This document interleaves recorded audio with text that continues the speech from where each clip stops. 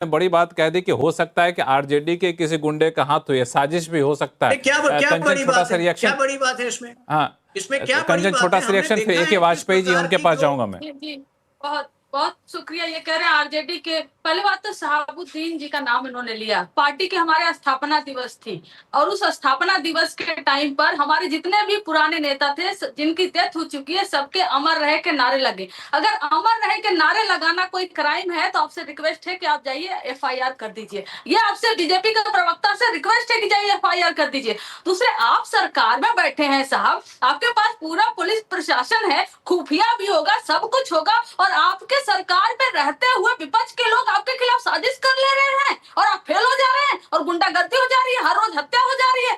आपकी ये नालायकी है। आप सरकार में बैठने लायक नहीं है कि सरकार में रहते हुए भी आप कुछ कंट्रोल नहीं कर पा रहे हैं। और देखिए लक्ष्मण जी, दूसरे विषय पे भी बोल दो। आरोप लगा रहे हैं विपक्ष के ऊपर। आप मैं आ रहा हूँ, दूसरे विषय पे आ रहा हूँ। विपक्ष में तो कार्रवाई एसआईआर के विषय पर भी बोल दूं, ये तो आरोप प्रत्यारोप चलता रहेगा।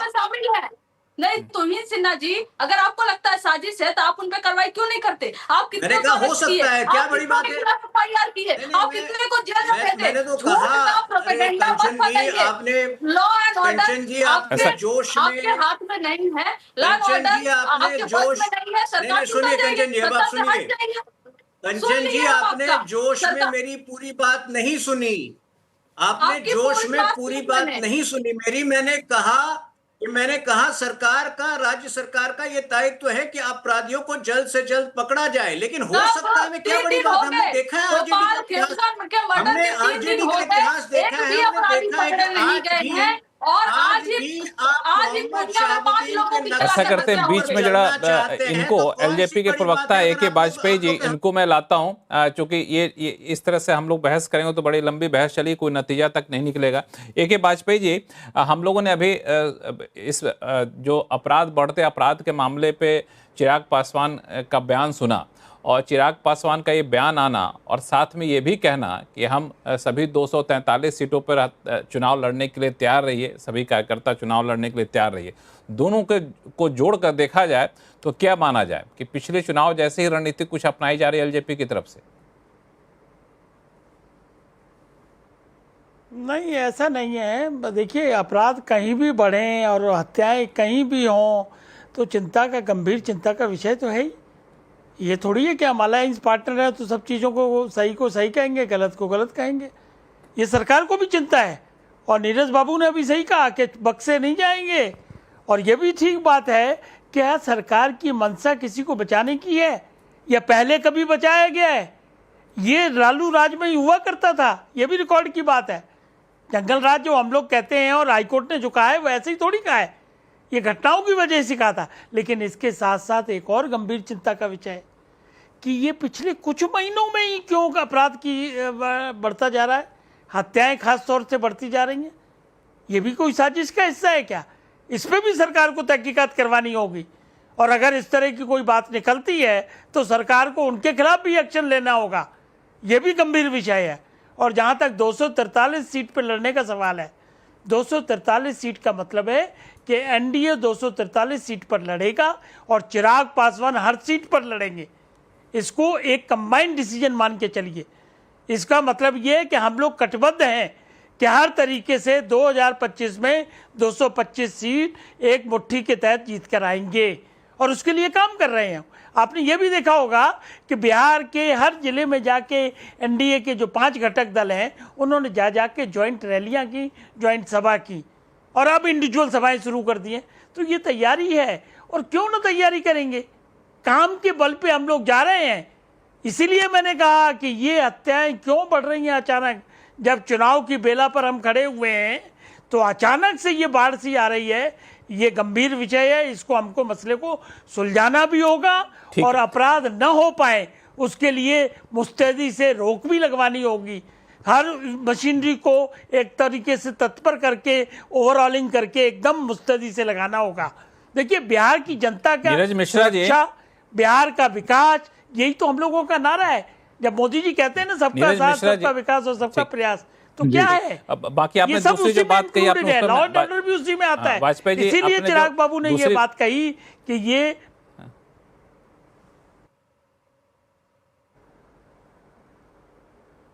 जी हाँ, चलिए आपकी दूसरी बात पे मैं अलग से चर्चा करूंगा इसी शो में, लेकिन नीरज मिश्रा जी को जोड़ लेता हूं, कांग्रेस के प्रवक्ता। नीरज जी, आपने सुना, आपको लगता है कि इसमें कहीं कोई साजिश भी हो सकती है? क्योंकि मैंने देखा एलजेपी के प्रवक्ता हों, भाजपा के प्रवक्ता हों, उन सब का इशारा है कि अचानक से चुनाव से पहले इस तरह की क्यों आपराधिक घटनाएं हो जाती हैं?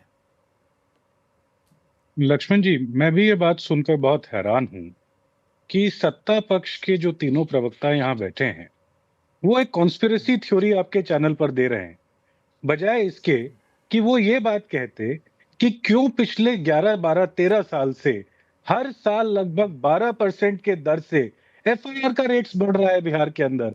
और कमाल की बात तो ये है ना कि ऐसी बेशर्मी की बात ये सिर्फ इसलिए कर देते हैं क्योंकि बिहार में तो मुझे लगता है कि सिर्फ वो जो शराब पीना है, एक वही इनको क्राइम दिखता है। किसी की जान चली जाए, किसी के यहाँ डाका डल जाए, और वो जो निर्मम rape against women, crime against women के जो किस्से हैं, उन पर इन लोगों को लगता है कि वो क्राइम नहीं है। सिर्फ शराब के इर्द गिर्द घूमने वाली जो इकॉनमी है, उसमें कोई आदमी इनको अगर मिल जाए तो उनको वो एक तरीके से अपराध दिखता है। लेकिन बहरहाल इन लोगों से बहुत ज्यादा उम्मीद नहीं की जा सकती, क्योंकि इनके जो घटक के साथी हैं और ये खुद, इन लोगों ने तो क्राइम के ऊपर सारी पीएचडी कर कर छोड़ दी है, तो इनके बारे में तो मैं ज्यादा नहीं करूंगा।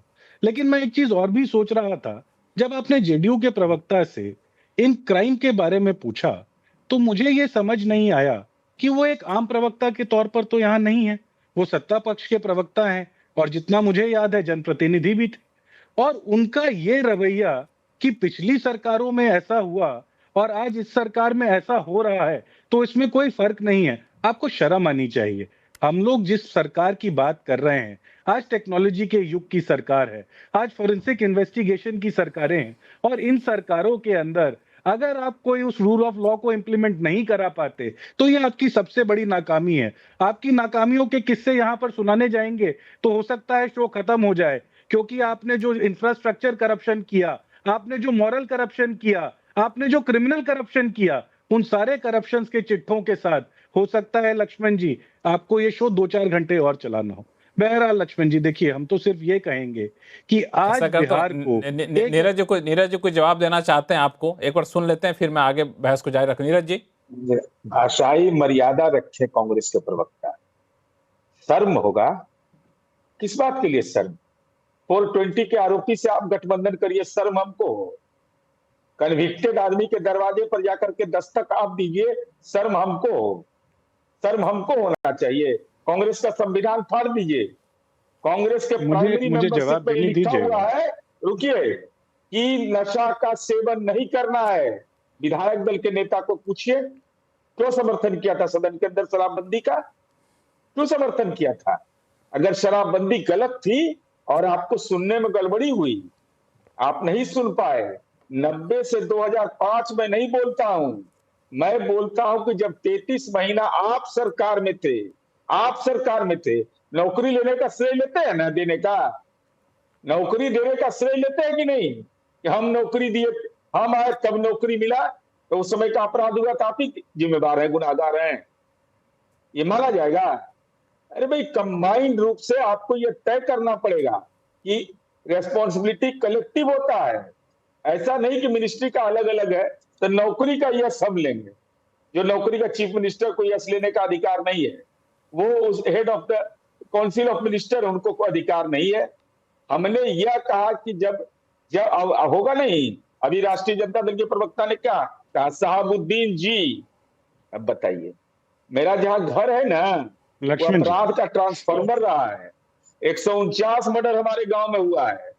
हम एक घटना अपराध पर मेरा इसीलिए आग लगता है मेरे देह के अंदर में।